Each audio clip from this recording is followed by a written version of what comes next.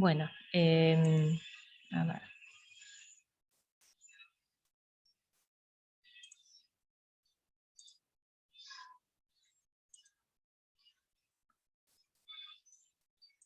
Bueno.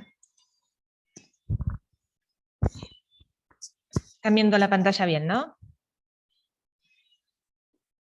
Sí. Bueno, entonces este problema trataba de bueno, una enzima que se quiere purificar. Y entonces hay todo un esquema de purificación. Partimos de un homogenato de 2,5 gramos de tejido que se resuspende en 120 mililitros de buffer de lisis, se centrifuga y se separa sobrenadante y pellet. El sobrenadante tiene 120 mililitros y esta cantidad de proteínas. Y el pellet se resuspende en 50 mililitros y se mide esta concentración proteica. Luego de medir la actividad enzimática, la absorbancia registrada para el sobrenadante y el pellet son estas dos.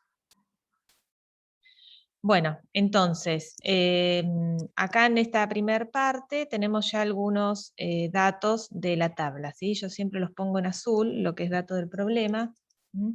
Acá me olvidé de aclararles, estos 2,5 gramos hacen referencia a las proteínas totales, ¿sí? Está como mal redactado, en realidad son 2,5 gramos de proteínas presentes en el macerado o algo por el estilo. Bueno, Profe, le hago una consulta. Si sí, para hacer el cuadro decía que empecemos como el primer paso era lo obtenido en la centrifugación, o sea, si yo no puse los datos del homogenato, ¿está mal?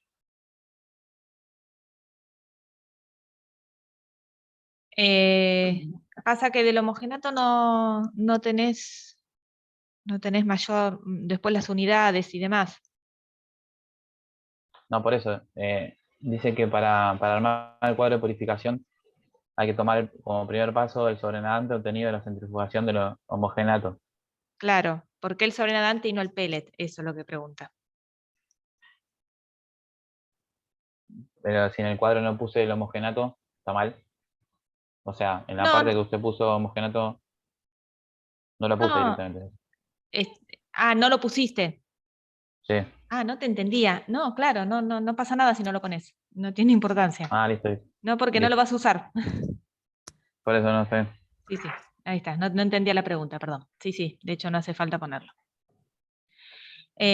Bueno, entonces, el primer paso entonces es un homogenato que se centrifuga, se separa en sobrenadante y pellet, y tenemos algunos datos que ya nos da el problema. Sigo leyendo acá porque tengo marcada la otra parte. El sobrenadante se precipitó con sulfato de amonio y se resuspendió en 10 mililitros de buffer, y las proteínas totales fueron 500 miligramos. Y la actividad enzimática registrada resultó ser el 85% de la determinada en el sobrenadante. Bueno, entonces, hasta acá nosotros podemos calcular la concentración de proteínas en el sobrenadante, porque tenemos el volumen y las proteínas totales. Podemos calcular las proteínas totales, porque tenemos al revés, ¿no? Tenemos la concentración y el volumen. Y bueno, y acá también la concentración de proteínas, porque conocemos el volumen y las proteínas totales. El último paso consistió en una cromatografía, que se hace con y sin glicerol, una G10, una G100. En presencia de glicerol, la fracción 201 mostró una actividad enzimática de 43,2 unidades por mililitro. O sea, esta fracción con glicerol, acá para este cuadro no importa el número de fracción ni nada, simplemente las unidades por mililitro que se midieron y el volumen de cada fracción, que acá no está escrito, pero el problema dice que es de 1,5 mililitros. Y sin glicerol se obtuvo una actividad específica de 0,24 unidades miligramos, que es lo que está acá. y bueno, también el volumen de cada fracción era 1,5 mililitros. Y en ambos casos también nos daba la concentración de proteínas en 100 miligramos mililitro. Bueno, entonces, con todo esto que nos da el problema, podemos seguir calculando, ¿no?, las proteínas totales y completar toda la parte que es proteica, ¿no? Volumen, proteínas totales, concentración de proteínas, bueno, y los volúmenes también son datos. Bien. Para ir ahora a la parte de el cálculo de las unidades, tenemos que pasar a la medición de actividad enzimática. Entonces, la actividad enzimática se determina por espectrofotometría mediante la siguiente reacción. Se toman 20 microlitros del preparado enzimático, se incuban con sustrato, buffer, hasta 1 mililitro, se hace reaccionar 1 minuto y se agrega 1 mililitro de tricloroacético, que es para frenar la reacción. Luego se toma una alícuota de 0,5 mililitros del sobrenadante y se mide la actividad, la cantidad de producto formado en micromoles por minuto, siendo el coeficiente de extinción molar este. Entonces, lo que se hizo es, de estos volúmenes de cada paso, se toman una muestra de 20 microlitros y se hace este ensayo de actividad enzimática en todos los pasos de la purificación. Bien, entonces, ¿cómo convertimos este ensayo en unidades enzimáticas? Bien, este es el proceso: 20 microlitros de la fuente de enzima, el buffer, el tricloroacético, que el tricloroacético lo que hace es precipitar, por eso frena la reacción, inactiva todo. Y entonces el volumen total de la reacción más la solución de frenado son 2 mililitros. 1 minuto el tiempo, y de acá se toma una alícuota de 0,5 mililitros y se miden micromoles de producto por minuto, que obviamente representan las unidades. Es una medida de la velocidad enzimática que representan las unidades. Entonces, como esto se midió por espectrofotometría, porque seguramente el producto o era coloreado o era susceptible de medir por espectrofotómetro, entonces vamos a aplicar la ecuación de Lambert-Beer, teniendo como dato el coeficiente de extinción molar. Por ende, la concentración la vamos a calcular como la absorbancia sobre el coeficiente por el paso óptico, que al no aclarar nada lo tomamos como 1 centímetro. En consecuencia, el cálculo va a ser el valor de la absorbancia dividido este número. Bien, para el pellet teníamos una absorbancia, acá arriba está, de 0,0063 y 0,44 para el sobrenadante. Entonces, en el caso del pellet, vamos a dividir la absorbancia por el coeficiente.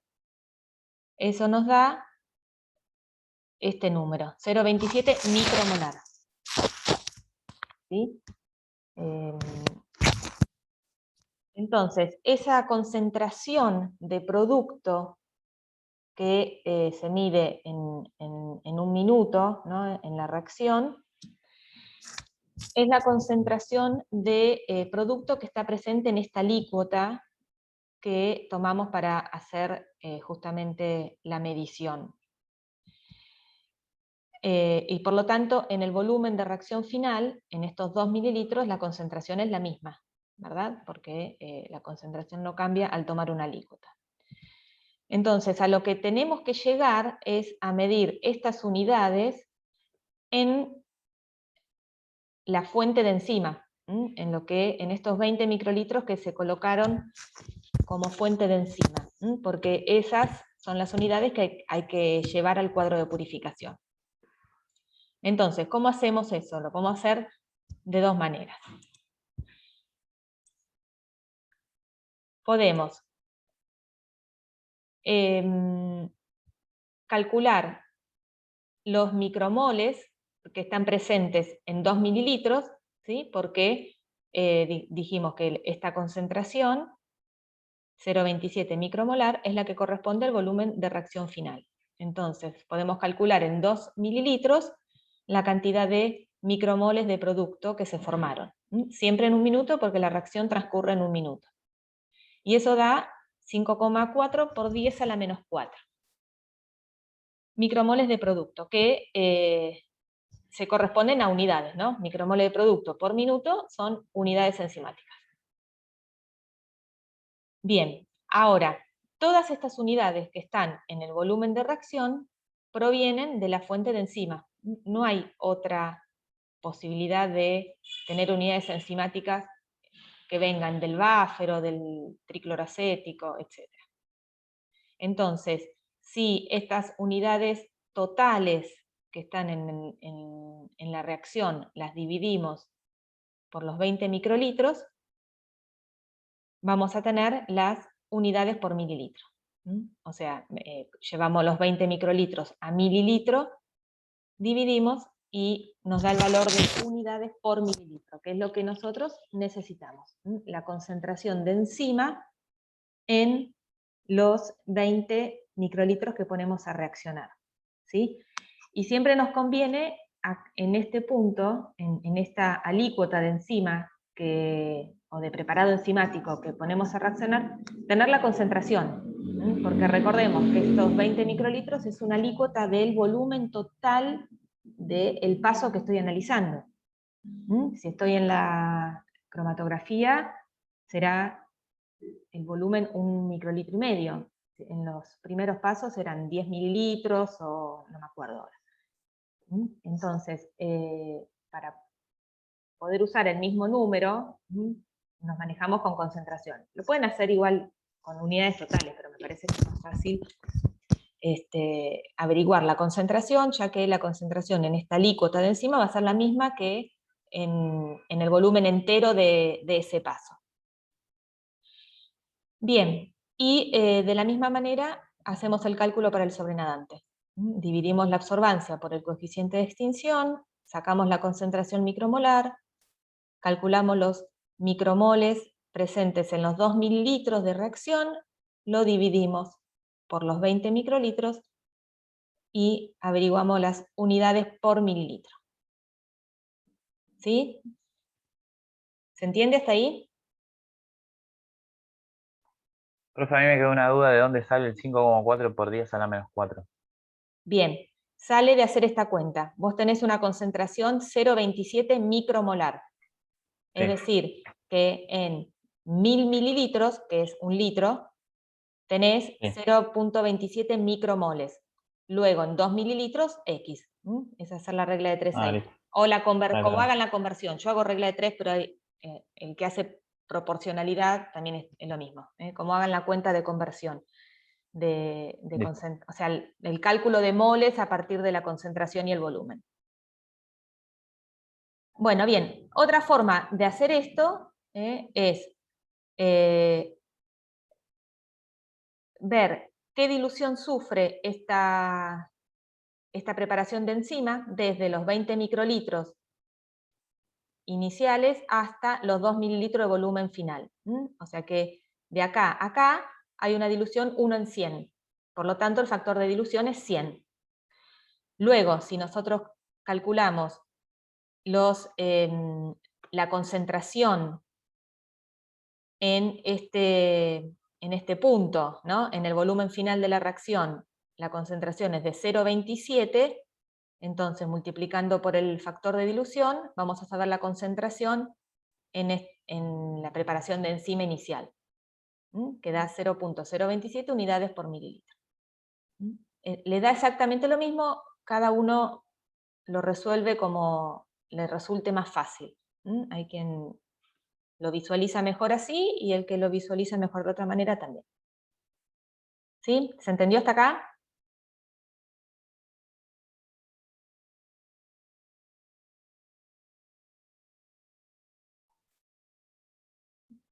Bueno, sí. Ahí que lo que no entendí por qué usó, por ejemplo, lo del pellet y nosotros lo habíamos hecho con el sobrenadante directamente, con los 0,5 mililitros.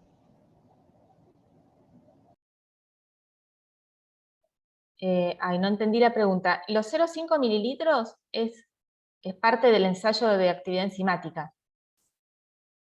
que es el mismo para todos los pasos.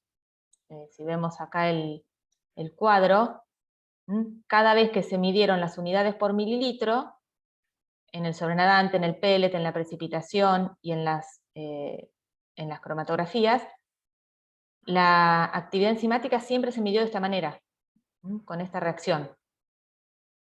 Ahora nosotros, como en el cuadro tenemos sobrenadante y pellet, tenemos que calcular las unidades por mililitro en ambos. ¿Sí? No sé si contesté la pregunta porque se entrecortaba y no llegué a entender completamente. Pusimos de uno solo, no, yo no tenía en cuenta de que también teníamos que usar el del pellet y el del sobrenadante. Usamos uno solo. Claro. No me acuerdo cómo está en el... Si el cuadro está medio armado en el problema, no me acuerdo ahora cómo está escrito. Pero bueno, eran los dos. Sí, No, sí. el cuadro no estaba. No está. Entonces solo hicieron en un... Bueno, está. Sí, había que hacerlo en los dos. Sí, sí, justamente, Bien. porque toda vez que les da información de las dos partes, tienen que incluirlas. ¿Sí? Si no, el problema les hubiese dicho, bueno, no sé, se descartó el pellet y en el sobrenadante se siguió midiendo, o lo que sea, o al revés, se tiró el sobrenadante, se resuspendió el pellet y ese pellet después fue a otro paso de precipitación o lo que sea. ¿Sí? Pero si aparecen ambos, pónganlos ambos. Y si en el parcial surge algo así y les da duda, preguntan, obviamente. ¿Sí? Listo. Bueno, bien, entonces, seguimos. Entonces, habíamos llegado a averiguar todas las partes que tenían que ver con la concentración de proteínas y ahora averiguamos las unidades por mililitro en el sobrenadante y en el pellet, ¿sí? Y las en la parte de precipitación eran, el problema aclaraba, si no me equivoco, que era un porcentaje de las unidades medidas en el sobrenadante. ¿Sí? O sea que ese dato ya lo teníamos. Entonces, bueno, teniendo las unidades por mililitro, tenemos las unidades totales, simplemente multiplicando por el volumen de cada paso. Y por último, teniendo la actividad específica del último paso, podemos calcular las unidades totales, ¿no? Porque esto es unidades por miligramo, los miligramos totales los tenemos, así que ya, digamos, con todo esto se puede calcular todas las unidades totales, toda la actividad específica y de ahí en más hacer los cálculos de pureza y rendimientos. ¿Sí? ¿Llegaron a estos números, más o menos?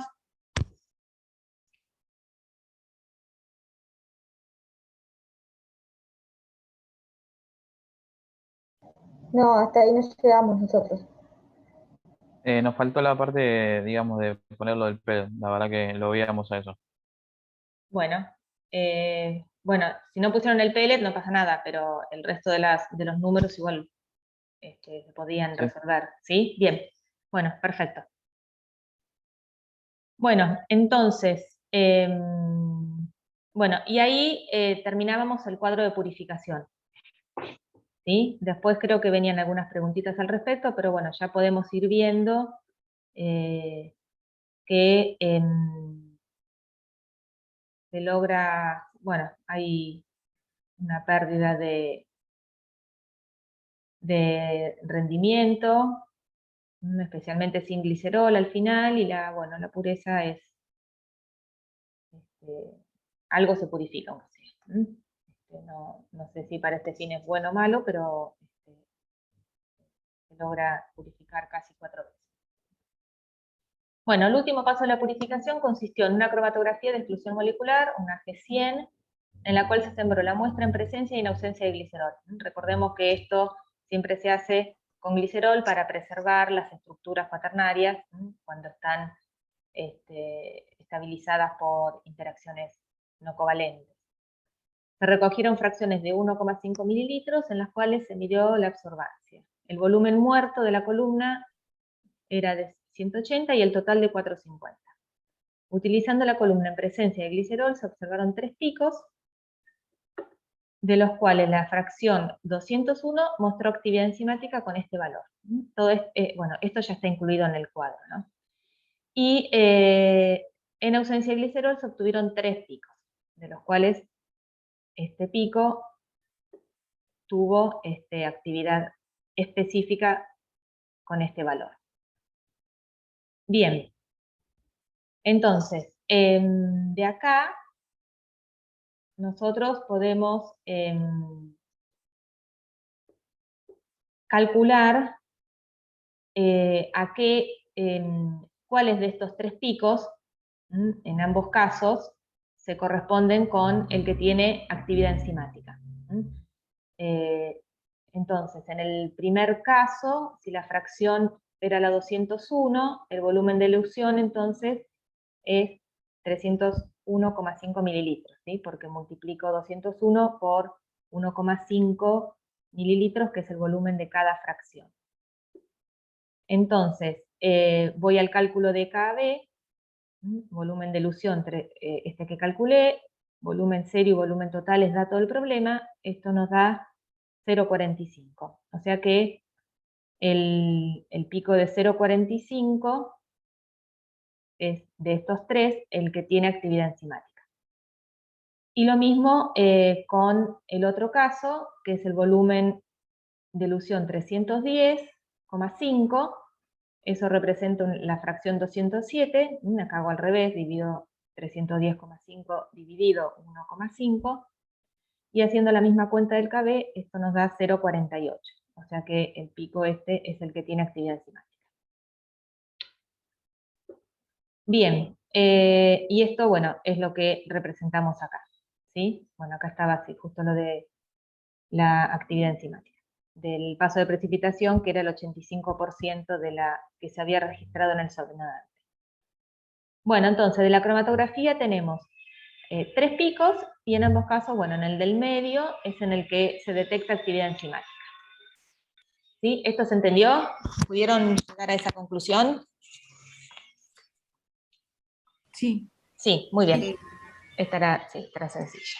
Bueno, entonces había que dibujar el cromatograma incluyendo la absorbancia a 280, que es lo que nos permite medir la presencia de proteína, y la actividad enzimática, que, como les decía, pueden poner un eje acá o poner otro de este lado. Esto se puede hacer en el mismo gráfico. Y en el eje X podemos graficar o el volumen de elusión, o la fracción, o el KB. No importa lo que pongamos, había que representar los 3 picos determinados por absorbancia 280, y de esos 3, solo el que, en este caso, el que corresponde a un KB de 0,45, era el que tenía actividad enzimática. Y en el caso de sin glicerol, el gráfico es totalmente similar, solo que cambian estos valores del pico del medio. ¿Sí? ¿Lo pudieron dibujar así el cromatograma?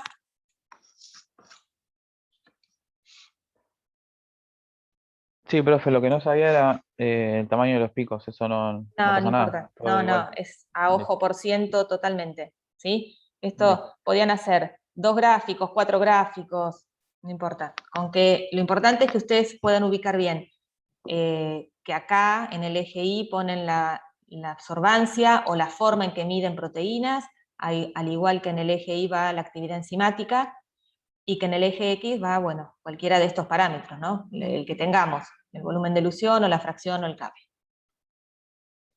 Y que, bueno, siempre de los posibles picos proteicos, algunos coincide con la actividad enzimática, ¿sí? ¿Y los otros picos qué pueden ser? ¿Por qué mido en uno solo actividad enzimática? contaminantes. Claro. O sea, estamos purificando, ¿sí? Ojalá llegáramos a una cromatografía y tenemos solo nuestra proteína, ¿sí? En nosotros, y recuerden que en esta columna estamos separando por tamaño.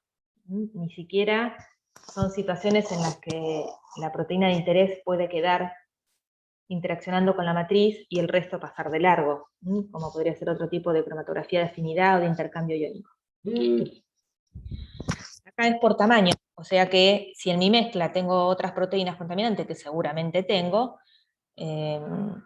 bueno, saldrán de acuerdo a su tamaño en distintos volúmenes de elusión, ¿sí? Por eso se ve más de un pico proteico, pero lo esperable es que haya, bueno, solo un pico con actividad enzimática. Por ende, bueno, uno se queda con este pico, por eso estos valores, digamos, en esta fracción de 1,5 mililitros es en la que se midió actividad enzimática, o sea, en la que se observó actividad enzimática y es la que se volcó en el cuadro de purificación. En realidad la actividad enzimática se mide en todas, y bueno, obviamente solo en esta se detecta. Bueno, bien, seguimos. Después teníamos que calcular los pesos moleculares de los polipéptidos con actividad enzimática, ¿sí? Y para eso en la columna de exclusión molecular siempre se ponen proteínas marcadoras que nos permiten hacer la regresión que relaciona bueno, están al revés están al revés los ejes. El logaritmo del peso molecular que va acá con el KB. Bueno, entonces, utilizando la ecuación de la recta, ustedes pueden calcular el peso molecular. Teniendo, si lo que se grafica es el KB, entonces, bueno, a partir del valor del KB de los dos picos, que eran 0,45 y 0,48, calculan el logaritmo del peso molecular. ¿Sí? Porque el KB es el valor de X, entonces sacamos el valor de Y, que es el logaritmo, y luego hacemos la conversión para obtener el peso molecular. ¿Sí? Bueno, entonces esas dos fracciones tenían un peso molecular de 101 aproximadamente y 90. Sí. Bien, ¿se entendió esto? Sí, esta parte sí. Sí, sí. Bueno, ven, en el examen si va a haber algo de eso, van a tener la recta ya hecha, no van a tener que hacer gráficos, nada, solo interpretarlo. Bueno, interpretar los valores de pureza y rendimiento finales obtenidos, eso ya lo conversamos un poco, y por qué no sería correcto considerar como paso 1 del esquema de purificación el pellet. Entonces, ¿qué piensan ustedes? ¿Por qué el 1 no sería el pellet?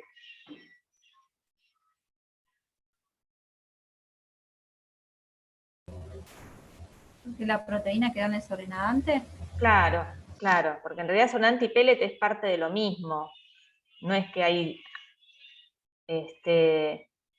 no es que yo obtengo el sobrenadante y del sobrenadante obtengo el pellet o viceversa. Es como lo mismo dividido en dos, ¿sí? Y como la proteína está en el sobrenadante, nos quedamos con el sobrenadante, claramente, ¿sí? Bueno, y obviamente el paso con glicerol es el más conveniente porque, bueno, nos da mejor rendimiento y mejor pureza. Profe, una pregunta. ¿Igual el Sí. pellet lo seguimos tomando como un paso? Sí, es un pseudo paso. Casi, o sea, es una etapa más, pero no, digamos, es lo que te digo, no representa un paso consecutivo, ¿sí? Como es Está bien, pero esto que... digamos, en el cuadro de purificación tenemos que ponerlo nosotros. Sí, sí, en el cuadro sí. Sí, sí. Ok, Poner. ok, listo, gracias. Y si en un caso así no lo ponen y lo aclaran, no lo ponemos porque claramente la proteína quedó en el sobrenadante, también está bien. O sea, el que no lo pone y aclara que no tiene sentido ponerlo porque la proteína, no tengo proteína y no tengo actividad enzimática, también está bien. Eso también es criterioso. Bueno, y ahora teníamos unos verdaderos o falsos. Entonces, la enzima en estudio es soluble en medio acuoso. ¿Qué piensan?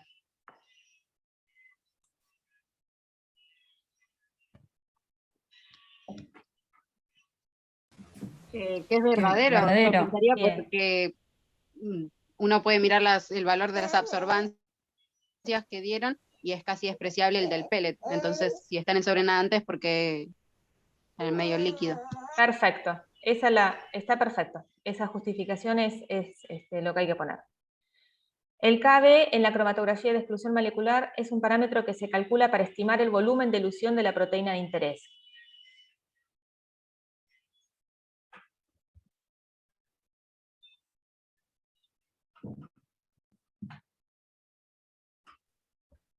Falso, porque en realidad es un Para estimar parámetro el que logaritmo del peso molecular. Claro, ¿no? O sea, el KB se utiliza para eso, ¿no? Para después poder estimar el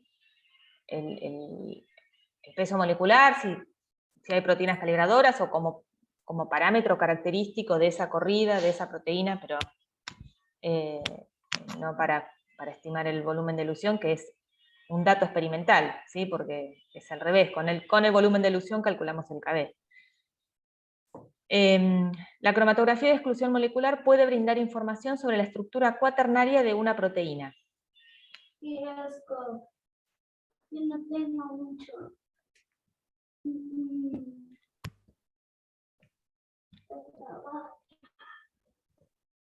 ¿Estás? No se le agrega nada, no es por peso, no es por tamaño.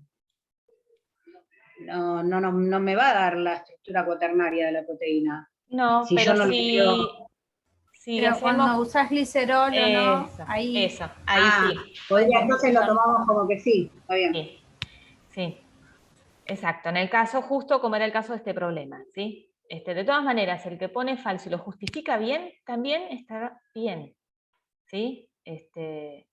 Pero sí, cuando se usa algún agente estabilizante como el glicerol y hace los dos experimentos con y sin, puede tener información sobre al menos la presencia de subunidades, ¿no? Y quizás el tamaño de ellas. Ok. Bien. El volumen de la fase móvil en el cual eluyen las proteínas no deseadas se denomina volumen muerto.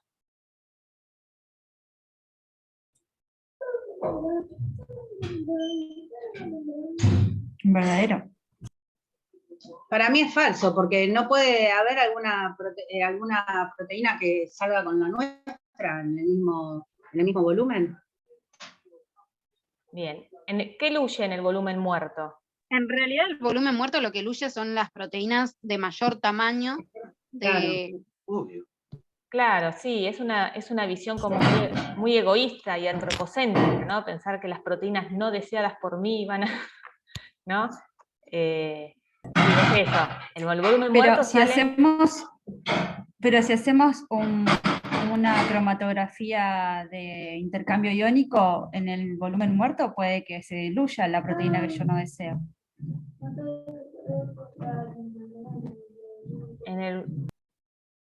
Sí, pero igual a ver, no es media por general definición en el pregunta, volumen muerto sale o las proteínas que están por fuera del rango de resolución en una columna de exclusión molecular, o las proteínas que no interaccionan con la matriz en el resto de las cromatografías, ¿no? De intercambio iónico, hidrofóbica, de afinidad. O sea, esa es la definición de volumen muerto. No necesariamente son las proteínas no deseadas. Nos puede pasar que hasta nuestra proteína se vaya en el volumen muerto porque, no sé, nos conviene que salga ahí. Digamos, se sigue trabajando con eso, ¿sí? Y la incorporación de glicerol en la muestra ayuda a preservar las interacciones no covalentes entre subunidades proteicas. Verdadero. Y esa es verdadera, ¿sí? Verdadero. Bien, ahí va. Muy bien. Bueno, este creo que ya era el punto 2. Profe, perdón, ¿se justifican sí, tanto verdaderas como falsas? sí, todo. Ok. Sí, todo. Bueno, las mismas fracciones que se sembraron en la columna fueron posteriormente analizadas por isoelectroenfoque y SDS-Page. Recuerden, el isoelectroenfoque es una corrida electroforética que se hace en un gradiente, el gel tiene un gradiente de pH, y las muestras que en este caso se siembran como en la mitad del gel, se van a desplazar de acuerdo a la carga que tengan.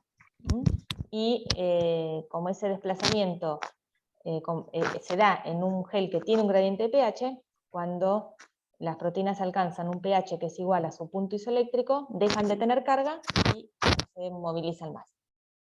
¿Sí? Ese es como el fundamento. Bien, entonces, ¿qué vemos acá?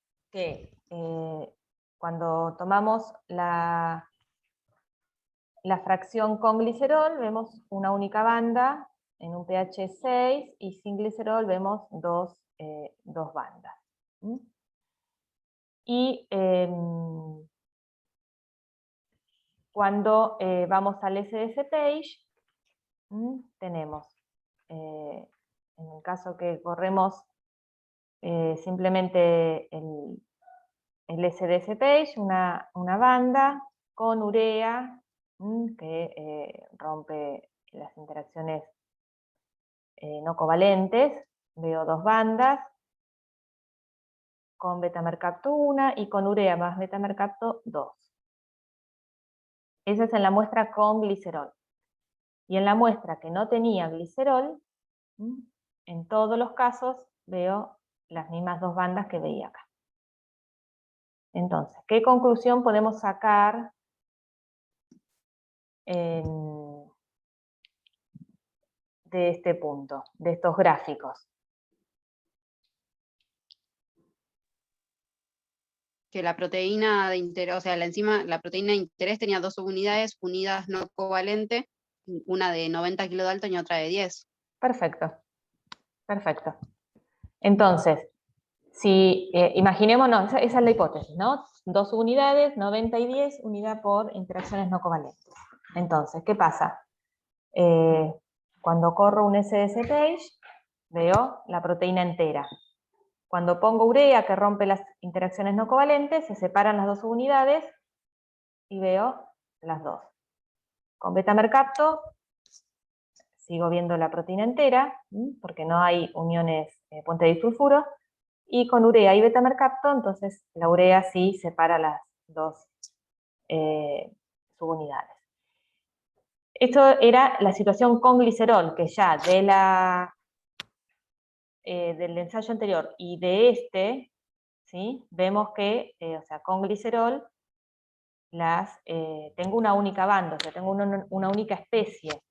Es decir que si tiene más de una subunidad, están unidas. En presencia de glicerol se estabilizan esas estructuras cuaternarias y las subunidades se mantienen unidas. Por eso, solo cuando pongo algún agente desestabilizante, las separo. Ahora, cuando partimos de la muestra que ya se había corrido en la cromatografía sin glicerol, ya de movida las tenía separadas las dos. O sea, de entrada, las dos subunidades que ya ahora sabemos que tienen 90 y 10 kilodalton, estaban separadas. Entonces, esa muestra, no importa el tratamiento que le haga, ya está. Ya arrancaron separadas las subunidades, así que digamos, esto simplemente confirma que las subunidades son dos y que tienen este tamaño. Bien. Bueno, y acá teníamos que contestar. En el esquema de purificación se quiere cambiar la cromatografía de exclusión molecular por una de intercambio iónico. ¿Y qué tipo de columna emplearía y a qué pH se harían las cosas? Bueno, ¿qué harían ustedes? ¿Qué pensaron? Si tuvieran que cambiar por una de intercambio iónico.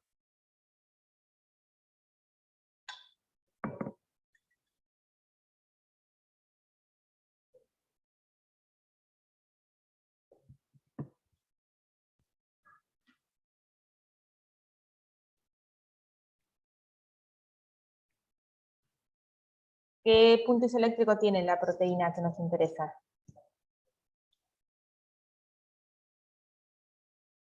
El tema es que la podemos sembrar con glicerol para tener las Sí. Es una subunidades opción. juntas. Sí. Ujú. Entonces podríamos tomar como punto isoeléctrico 6, si la sembramos con glicerol. Ujú. Y si, por ejemplo, usamos una columna, a ver, esta parte ya no la pensé y mi bebé sigue hablando, así que me silencio, después vuelvo a opinar. Sí, entonces está bien, podríamos hacer una columna de intercambio aniónico, a pH 8 más o menos. En ese caso tendríamos la proteína, si se hacen en la cabeza las curvitas, tendría carga negativa. Si tiene punto isoeléctrico 6, a pH 8 tiene carga negativa. Entonces podríamos hacer una DAE, ¿no? Una de intercambio aniónico. Y entonces, a pH 8 se hace el pegado de la proteína a la matriz, y a pH rondando el punto isoeléctrico, la despegada, ¿sí?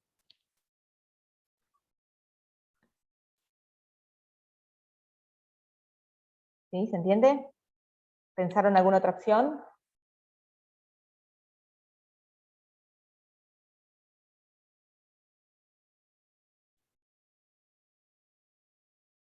Podría ser al revés, en vez de un pH 8, por ejemplo, si usamos una CM a pH menor al punto isoeléctrico. Sí, sí, estamos un poco jugados con el pH, ¿no? Por ahí un pH 5 o 4 es como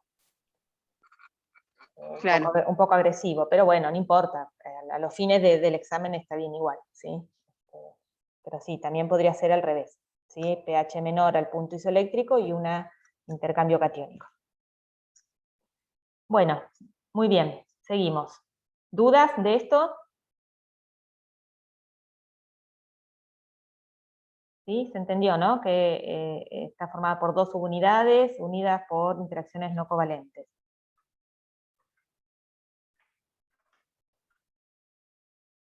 Bueno. Sí, profe, sí se entendió. Bueno, bien, bien. Bueno, entonces, de acuerdo a los resultados de estos dos ensayos, la enzima está formada por más de un polipéptido, sí, ya lo vimos. Y esto ya lo dijimos todo, ¿no? Son dos polipéptidos, uno de 10 kilodalton, otro de 90, y que están estabilizados por interacciones no covalentes. Bueno, y después acá, esto era súper teórico, la conformación nativa, recordemos que es entonces el plegamiento más estable y la conservación de la función biológica. Se tienen que dar las dos cosas. Y que el dominio proteico es una porción de la proteína que se pliega de manera independiente. Bien, y acá simplemente díganme el nombre, ¿no? Si tuvieran que dar una técnica que permita definir la estructura primaria, ¿cuál podría ser?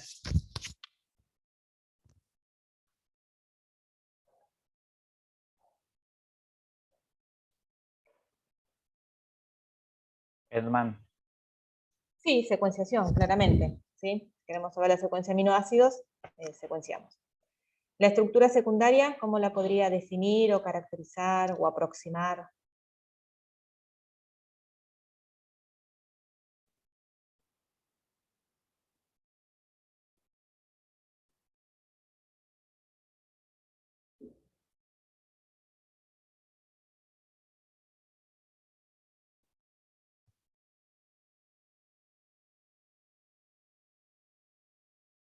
Vimos una técnica que sirve para ver si una proteína tiene patrones de estructura secundaria tal o cual. ¿Se acuerdan? El dicroísmo circular. Si quisiera ver la estructura terciaria,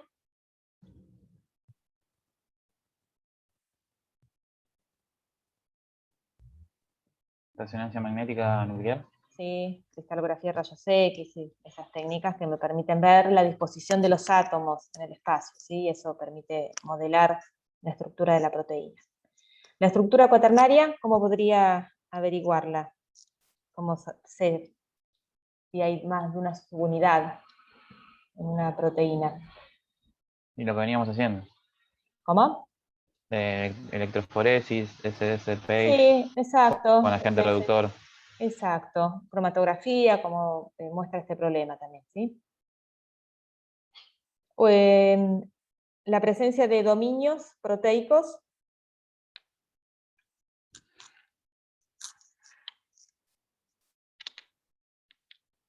Técnicas colorimétricas serán. O sea, había un Para, problema que decía de algo de un dominio proteico por el color.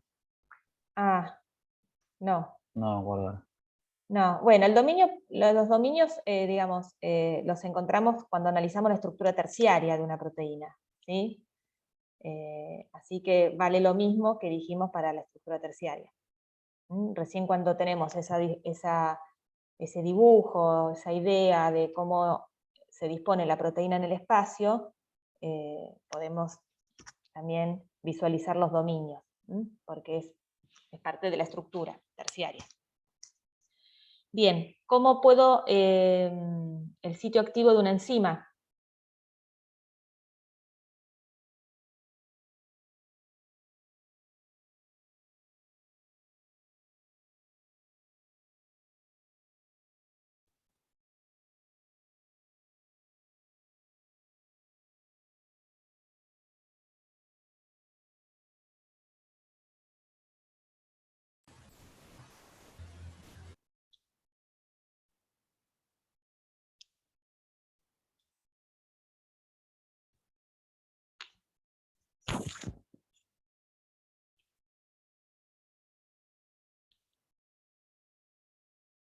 Bueno, también con este tipo de técnicas, ¿sí? De cristalografía y demás, que me permiten, muchas veces se modelan o se obtienen los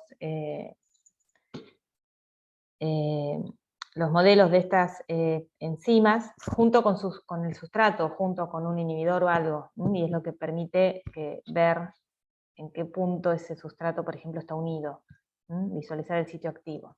Eso ya cuando veamos los seminarios, los que tienen alguna cuestión así de estructura, quizás tienen imágenes del sitio activo. Bueno, igual en las teóricas lo hemos visto, los dibujos, los modelos de las enzimas con el sitio activo y los aminoácidos que están ahí con función catalítica.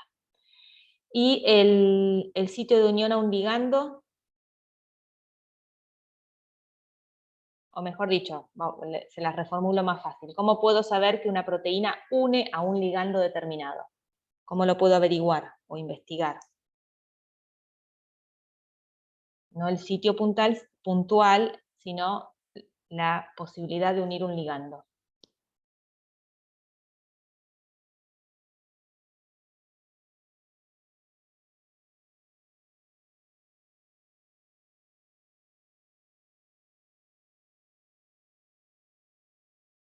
Nada, ¿no se les ocurre?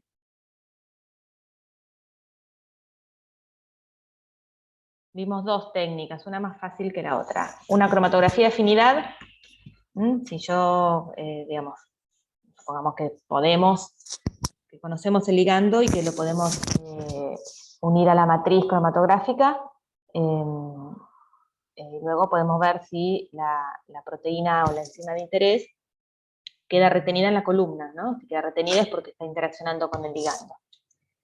Y la otra, que era un poco más sofisticada, era la de resonancia de plasmón de superficie, que justamente es una técnica que se usa para evidenciar la unión proteína-ligando. Bueno, esas son bastantes teóricas, pero al menos, bueno, repasen un poco las técnicas que vimos. Bien, esto ya está. Bueno, y en el punto 3, entonces, teníamos Para continuar con la caracterización de la enzima, se decide estudiar el comportamiento de la misma en presencia y en ausencia de un compuesto Z, que es un modulador de la enzima. La preparación enzimática se corre en un gel de poliacrilamida en condiciones nativas, o sea, un PAGE, no es un SDC PAGE, es un PAGE en condiciones nativas, incubando o no previamente con el compuesto Z. Y tenemos esto, o sea, en presencia de Z tengo 2 bandas, en ausencia de Z tengo 1. El material proteico se eluye a partir de cada banda, o sea, esta banda de acá la recorto y la saco, esta y esta. Y de cada banda se realiza un ensayo de actividad enzimática, en presencia y en ausencia del compuesto Z. Y tenemos estos resultados. Entonces, cuando tomamos la banda C, que es una banda única, y medimos la actividad enzimática en ausencia de Z, tenemos estas unidades. Y en presencia de Z, muchas menos. Si tomamos la banda B, no tenemos actividad nunca, y si tomamos la banda A, tenemos actividad, pero en mucha menor cantidad. De hecho, en la misma dimensión que en presencia de Z para la banda C. Bueno, entonces, ¿qué podemos concluir de acá? Primero, ¿qué son A, B y C? De acuerdo a lo que pudimos deducir previamente en los otros ensayos.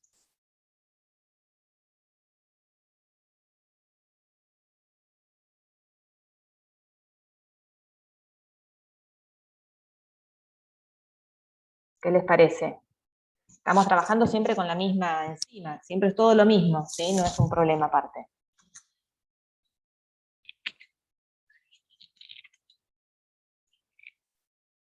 ¿Sí? Puede ser que sean las subunidades de... Claro, exacto. O sea, C vendría a ser la proteína completa.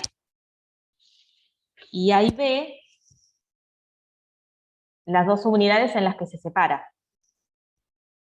¿Sí? Recuerden, acá los tamaños no hay que ni mirarlos, porque esto es en condiciones nativas.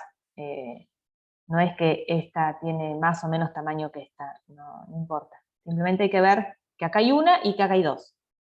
Entonces, en ausencia de este compuesto Z, yo, en principio, pienso que tengo a la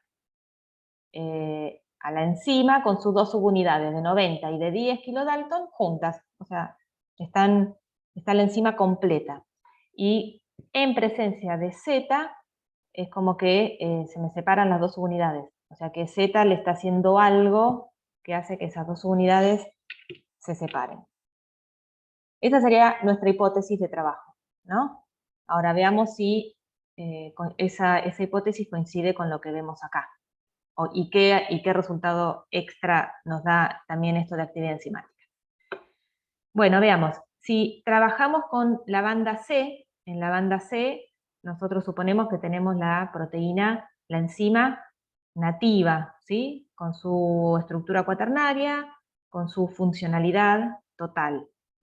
Entonces, cuando hacemos el ensayo de actividad enzimática de la banda C, sin el compuesto Z, tenemos esta actividad, que para nosotros va a ser como la actividad máxima, porque acá no tenemos el compuesto Z y tenemos la proteína totalmente funcional.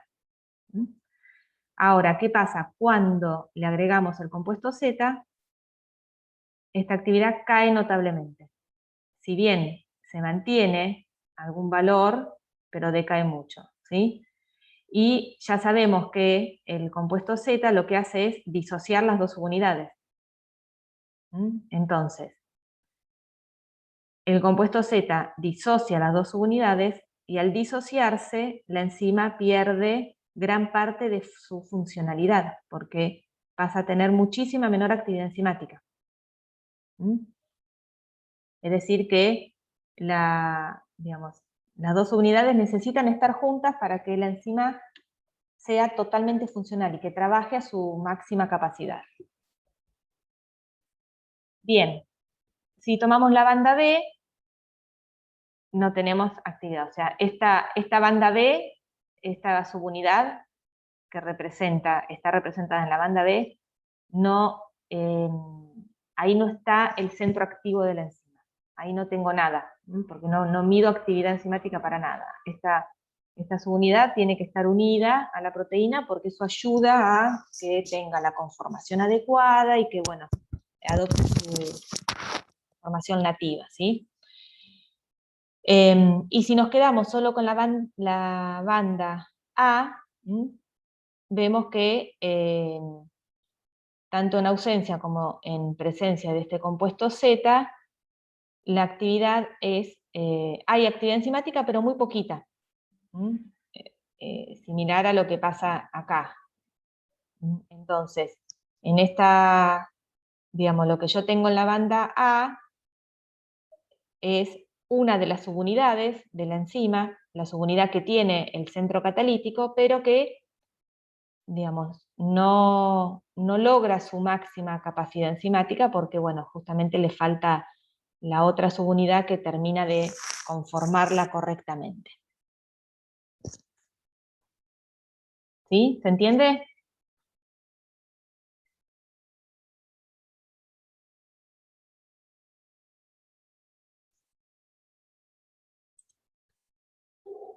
Bien.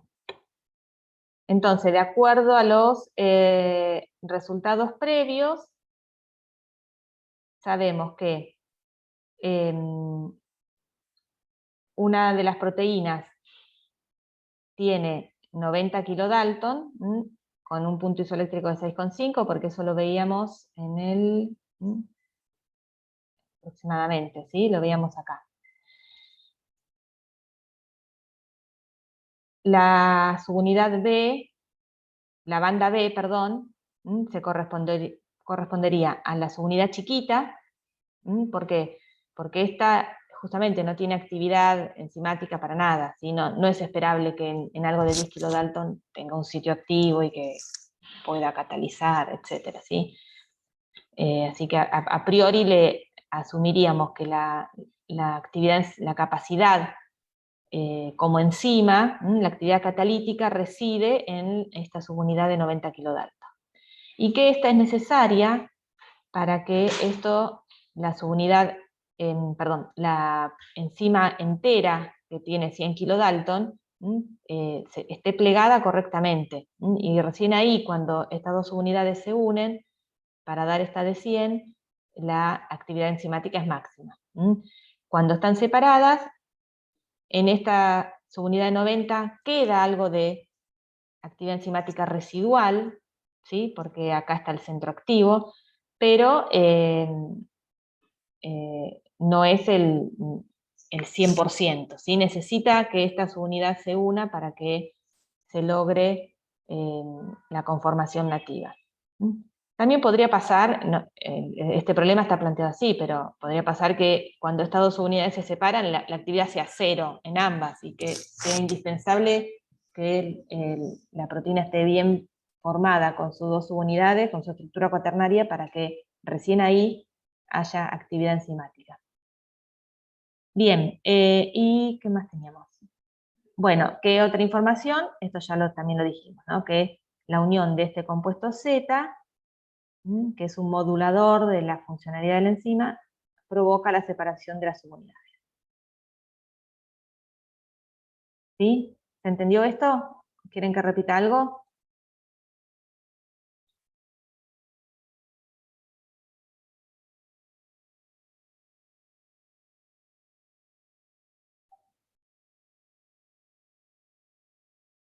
Bueno, y ahora sí, vamos a verdadero o falso y alguno vaya cantando qué le parece. En una electroforesis, en gel de poliacrilamida, las proteínas se desplazan únicamente en función de su carga. Es falso porque se distribuyen por el peso, por el tamaño, ¿no? También por el tamaño, sí, exacto. Sí. Claro, si hablamos de un SDS page, va a ser básicamente por el tamaño, porque todas las proteínas van a tener carga negativa. Y si es un page nativo, bueno, cada proteína tendrá su carga, que eso le indicará básicamente si se va al polo positivo o al negativo, pero bueno, el tamaño también determina cuánto se desplace, porque bueno, el gel es una matriz porosa, ¿no? Entonces también hay una restricción ahí en cuanto al tamaño. Muy bien. Las corridas electroforéticas en condiciones desnaturalizantes se realizan para evidenciar las subunidades que forma una proteína.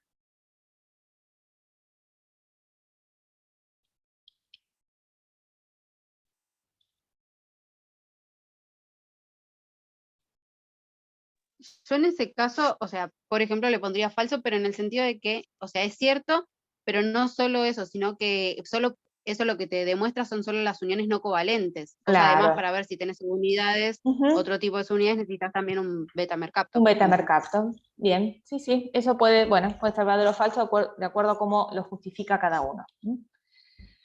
Es posible estimar el peso molecular de una proteína en un SS page.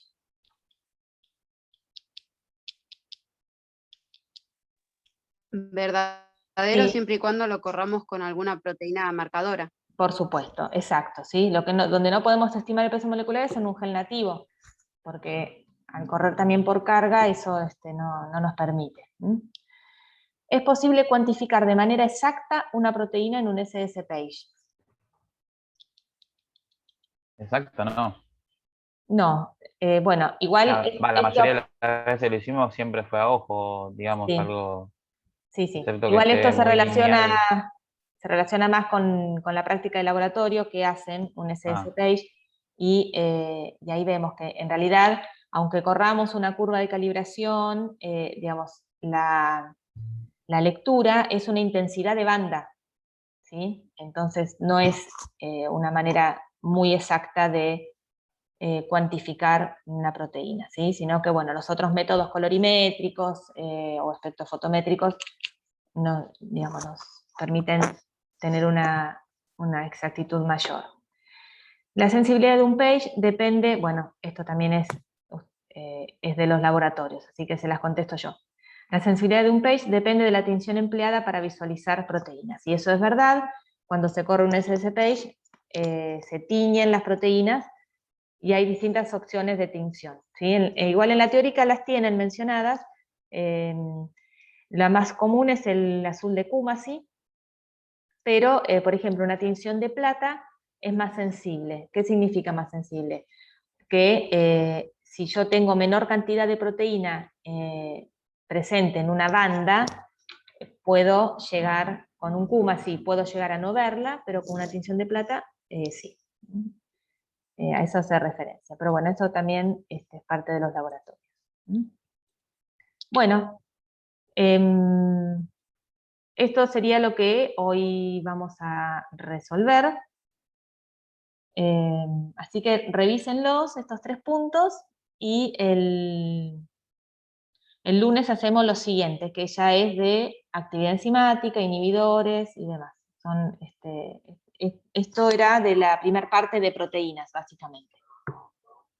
¿Sí? Este examen igual era particularmente difícil. Pero bueno, como ejercicio preparcial está bueno.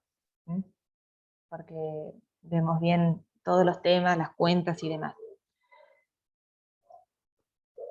¿Dudas? ¿Quedaron muy abrumados?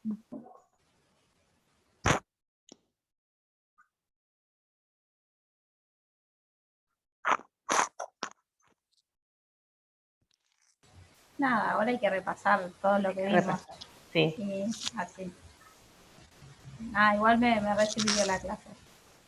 Bueno, perfecto. Bueno, entonces, para el lunes vamos a resolver el otro problema.